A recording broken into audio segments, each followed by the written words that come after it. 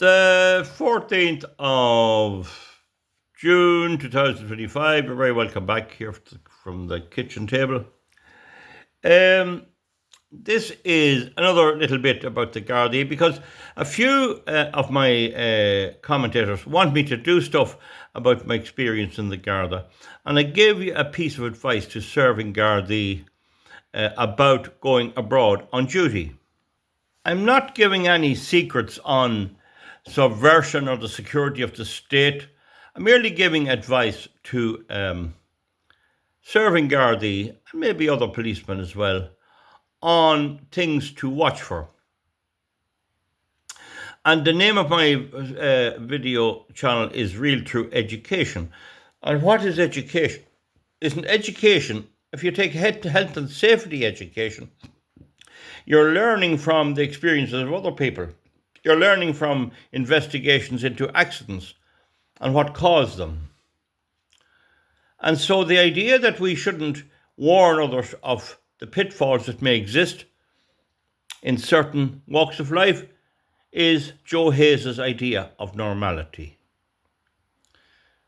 I'm referring to Joe Hayes. He's a frequent commentator here. Some people want me to ban him. Don't mind him or anything else. I think he's one of the few commentators I have that actually doesn't say I'm doing a great job. And he makes the point, he says, just because you didn't get on well doesn't mean that you can denigrate the whole police force. I say go to hell with you. I can do anything I bloody like. You think you're going to take my freedom to comment away? But the idea that I didn't do well, I was promoted sergeant. I got a good lot of money, made a good lot of money from my skills. I always put in the bill for the overtime and the allowances and fought over it and dragged every penny I could off the state because it didn't spend it on me, to spend it on something else. And it allowed me to do a lot of things. That doesn't mean there aren't lessons that could be learned from it. Now, I'd make the point, suppose I go in this evening, suppose I go in right now, it's about 5:15, to the local pub, or I pick one of the remaining 7 pubs in my local town, and maybe about 3 others elsewhere. But I go in my local, and I go in for a quiet drink, and a bit of a chat with other fellows like myself, and a bit of a crack about what's going on, and a bit of fun, and a few half ones, and a few pints. And it turns out that just I'm in first. When I'm in, a crowd of bowsies come in from somewhere else, or I don't know where, or there's some kind of a big hen party, or some kind of a party of youngsters, maybe a big football team going to have a hoolie in it, and I'm not into that. If I'm not into it, that's that. So I may decide to finish up my drink and leave it to them. The barman is getting his bit of money, the pub's making a bit of money, but it's not a scene for me, and I may decide to come out and go somewhere else. Now, there's nothing really wrong with that, I think. Everyone's happy enough. I'm not discontented. I'm just not going to stay with a lot of noise going on. So when I come out, I meet 2 of my friends, 2 of my old drinking buddies, or some friends, or some neighbours, and they're on the heading in, and they think it's going to be nice in there. And I say to them, folks, there's a crowd of young lads in there. There's a crowd of women at a hen party. There's some kind of a special occasion. There's a funeral party or something else. And the place is mad. And they have 3 barmen serving. There's no comfort and you won't get a seat. They might well decide, thanks for that. Do you know what? We'll go somewhere else for today. That's no reflection on the pub, no reflection on anybody. It's just that if you wanted a quiet drink in convivial surroundings, it might not be the place to be. So the idea that you shouldn't warn people of other experiences is a craven, a left-wing mistake. I leave Joe Hayes there because he's a very good example of the people I talk about. Now, I made the point that if you're going on duty to France or Britain or Norway, do not be sold short. Do not accept one night stay over there. Take your time, allow for your visit, do your duty well. You could be before a jury. And the last thing you want to be doing is explaining to a jury that you were under pressure, your superintendent wouldn't give you enough time there to do your duty, you put the foot down and you tell him, I'm going to have my proper allowances on this and I need a certain amount of time. If you don't like it, I ain't going. You have to be allowed to do your duty. So it's unusual advice, I know that, and Joe Hayes cannot handle anything that's unusual. He cannot handle the fact that a farmer with cows that shows off his cows and likes his cows can also give political or other economic advice. That's it. He's a valuable asset to this channel because he shows you what the lefties are like. And he has this idea that the state is always correct. And I presume he loves the action Trump is doing at the moment with deporting all and doing wars and everything. So I presume Trump's the government, so he must be right in Joe's mind. But one of the things that happened to me when I like studying, and when I was in the Gardai, I studied for the sergeant's exam, and I sat it in Drogheda, and I passed. No big deal. It was quite ordinary, quite straight. It was supervised. I think there was about 6 people did it, and we wrote down our stuff, and nothing to report at all. Suppose I could have said they could have brought us in a mug of tea, but they didn't, I think. That was it. Years later, about 8 years later, I sat the inspector's exam as a sergeant in Monaghan, and I had done a serious amount of study, and I had no grains or no help from anyone. I did it myself, but there was a wee bit reading around, and I did go over to a man that was very smart over in Mayo, brought him and his wife out for a meal, and then he got me into a room and he gave me a good grinding for 2 days on the Saturday and Sunday. I remember Ned Garvey was the commissioner. So anyway, I sat the exam in Monaghan, and when I sat it, the superintendent that was supervising it, now he wasn't a local ordinary superintendent. He was a type of a superintendent that had other duties. So it wasn't, if you check who was superintendent in Monaghan, you won't actually get him. He was in a different department. But he was a superintendent, and he was fond of a jar, and he began telling the answers to the questions. It was 4, in the sergeant exam, there's just law and code. That's the code manual. In the inspectors, there's 4. There's the law of evidence, there's criminal law, there's the code book, and there's something else as well. Crime investigation, I think it is. 4 subjects. And it sat over 2 days. Anyway, he began telling the answers. And he brought in the book, and he'd read out from it. And I began to notice he was getting it wrong. He was misreading the question, and then he'd read out the thing. And I paid no heed to him, but I found it very difficult to write down the correct answers because he was given the other answers, the wrong answers. Now, I can't remember, did I record anything he said? Maybe it was something I couldn't remember. I suppose you could ask him to check something for you, but it was strictly wrong. They were not supposed to do that. And to make matters worse, he went out for a cup of tea, and the chief came in, and he started doing it too, and he started getting it wrong. Whoever sat that exam did it very, very strict. It wasn't a fair exam. It was a real humdinger, but it suited me because I had studied some of the weirdo stuff that he had in it. There was a book called Outline the Law of Evidence by Sheehan, P.O. Sheehan, I think it is. And there was Outline of the Law of Evidence by Cross and Wilkins. Now, P.O. Sheehan was the criminal law of Ireland, and the Law of Evidence was an English book, Cross and Wilkins, and it was a great book. I loved it. Police powers in England and Wales, and we have more or less the same law. So I remember that well. But anyway, I scraped through. I come through with a nice little margin, about 4%. but some of the rest of them failed. Only 13 passed it in the whole of Ireland. Now, I'd say, if the truth be told, the help we all got may have helped a little bit. If you're really bad, it'd bring you up. But if you had well studied, you were better left alone. So I cannot say. I can say that the help given might have brought me up a few points, but the hindrance of getting the wrong answer brought me down. And there was failures on that exam. I'm not going to elaborate anymore, but some of them failed. And only 13 passed in all of Ireland. There was terrible complaints, and the unions complained about it, that it was a stupid exam. It had no bearing on reality, but it happened to suit me. So I'm not saying there's anything you can do about that, but that was my experience.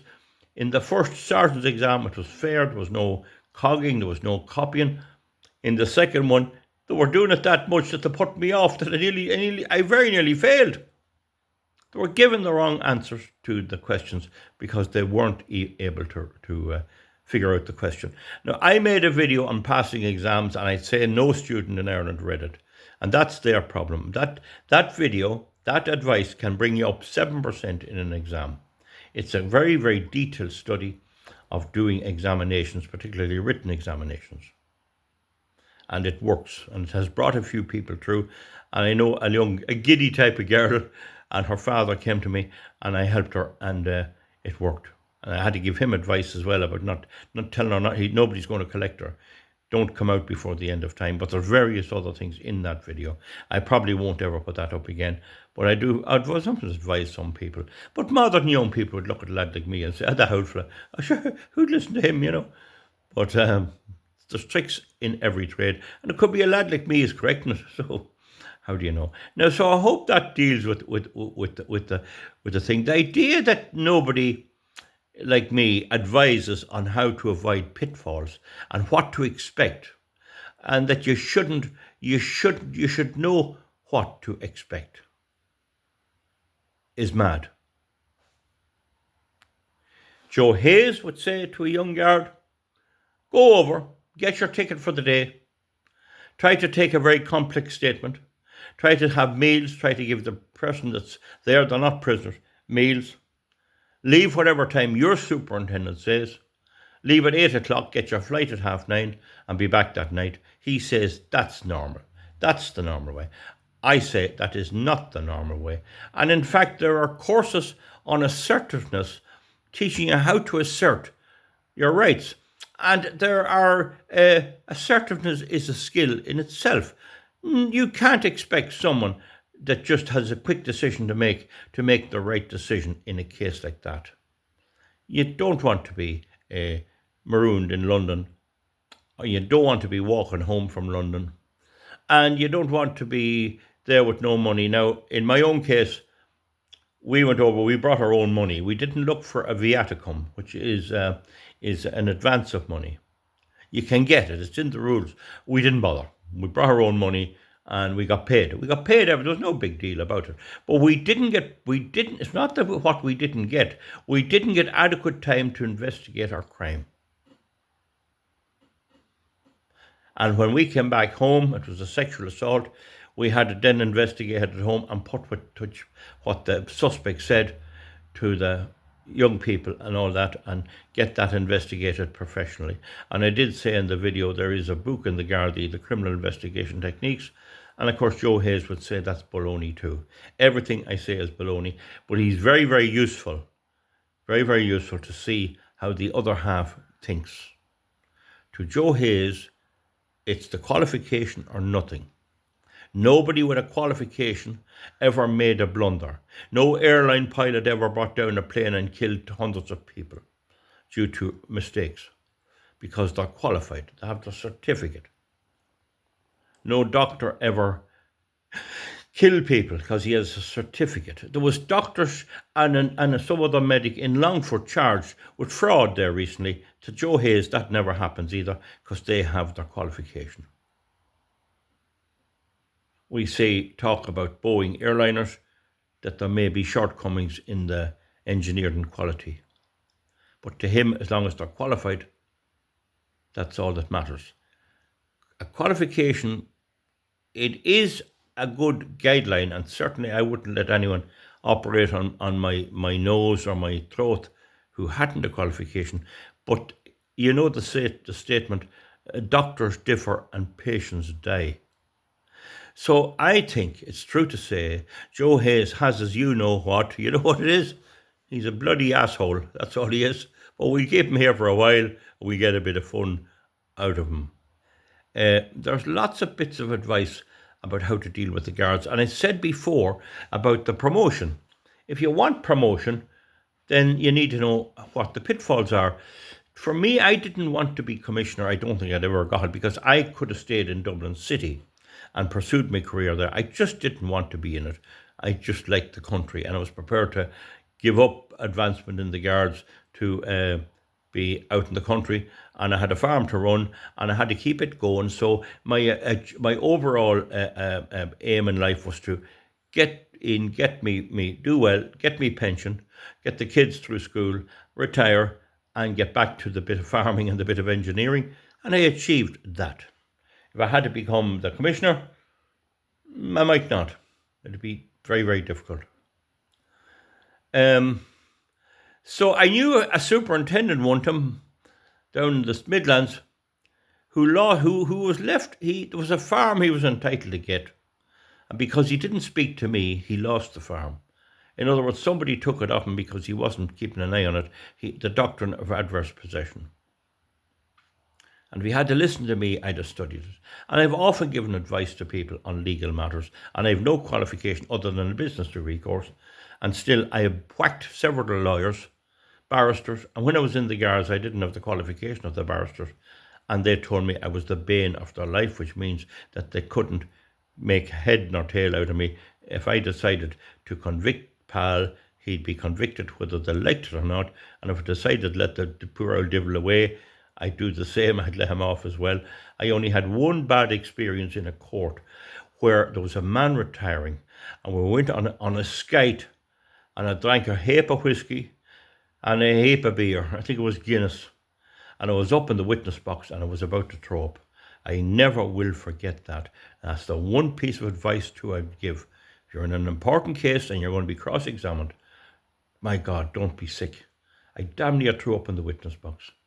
I never will forget that. So that's another bit of useful advice. But that's only one day in court in a whole 32-year career. Never happened to me before, and I put my hands up. But sure, the man was retired, and it just so happened the big spree, they got brought out to several pubs and we had a meal. But the big spree was the evening of the case. And I thought it wouldn't go ahead the next day. That might be put back a couple of days, but it did. That was a nasty experience. So that's the story.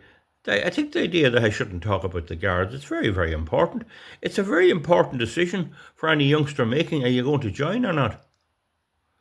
And then people make these comments that the guards today, nowadays, have sold out their people. I mean, that's what the IRA used to say to us. You are the Queen's men. We weren't anyone's men. Our job, we swore to the Constitution of the Republic, and I always kept to it. That was it. Now, sometimes way back in the Troubles, a couple of IRA fellas got a few clouts, and I don't think it do them any harm. But generally speaking, I always had a principle. I never bet anyone much. Not much. It wasn't in my nature. I'd catch them out with evidence, but a few times I would not let a case go forward if I thought there was any pressure on the person to complain, to make a false statement or admit something they didn't. I always watched that.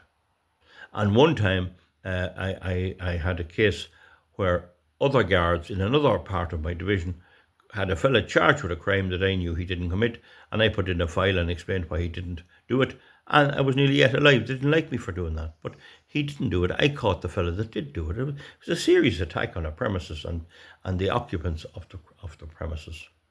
So we let you go now, Joe, and come on back now till we hear you. We probably won't hear him again now till July. We'll see you back, folks, for something else. Good luck.